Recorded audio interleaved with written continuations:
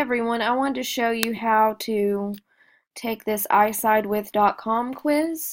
So what you'll do is you'll go to isidewith.com, if you'll notice up here, and you'll go to take the quiz. Now we're just going to go through this and I'm going to click random things, and then I want to show you what I need you to look at.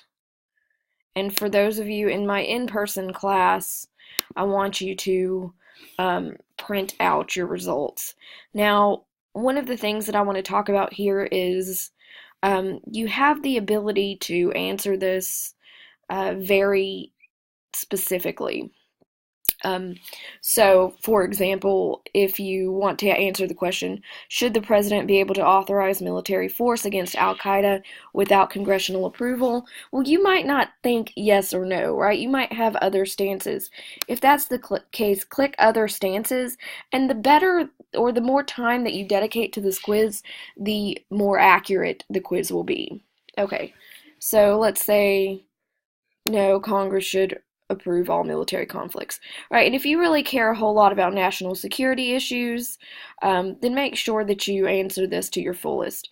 Now, I want to talk about social issues as well. What's your stance on abortion? Well, a lot of folks in my classes say that they're not really pro-life or pro-choice because they oppose abortion for the victims of rape and incest. So go ahead and click that one. But you can tell if it's really important to you, go ahead and click down here. And yes. Okay, should the government continue to fund Planned Parenthood? Let's just go with random the whole way. Right, so I just want to get enough answered here to get a result. Now again, make sure that you do this to the fullest. Really take the time to take this quiz. And if you care a whole lot about things like domestic policy, you can answer more questions about that, right? So are you in favor of decriminalizing drug use? Well, most people would probably say yes, but not for all drugs, right? But go ahead and click it and answer it as honest as you can. Again, this is random, so it's not really going to give us a very accurate result, but let's go ahead and see if that's enough. So then you'll click show my results here. So it's going to take you to the page, the presidential, who you should vote for in 2020. I do not want those results, right? I want the political party results, which is why I'm recording this whole thing so that I can show you what to do.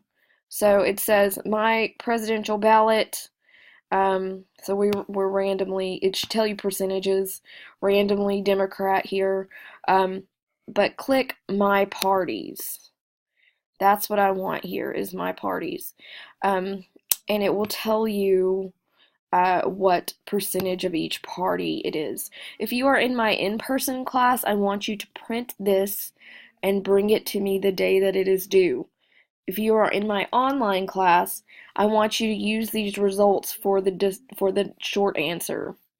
But yeah, and the more you look at it, it should tell you a whole lot about your ideologies. And again, like I said before, this is not accurate or up to date. But yeah, so this is how you do it, and I hope that you enjoy it as much as I do. And that's me and my kid.